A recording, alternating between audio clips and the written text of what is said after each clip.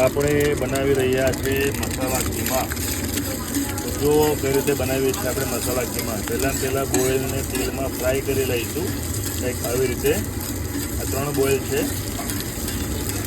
Proper 5-7 મિનિટમાં fry થઈ જાય એના પછી એને કરી લઈશું સાઈડમાં આપણે.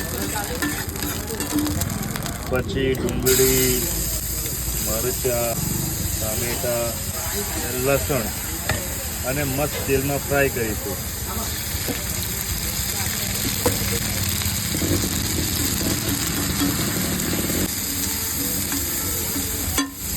થોડીક વાર તેલમાં ફ્રાય કર્યા પછી મીઠું, મરચું, મસાલો, ગરમ મસાલો પાછા મિક્સ કરીશું. મસાલો પ્રોપર શેકી જાય એના પછી આ 2 આઈટમ આપણે મિક્સ કરી દઈશું.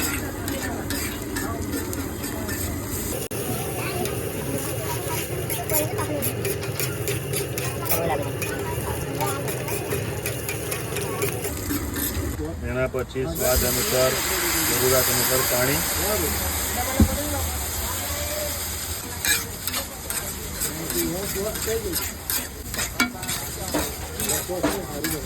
એટલે આપણું થોડીક જ વારમાં મસાલા કીમા 1 નંબર રેડી.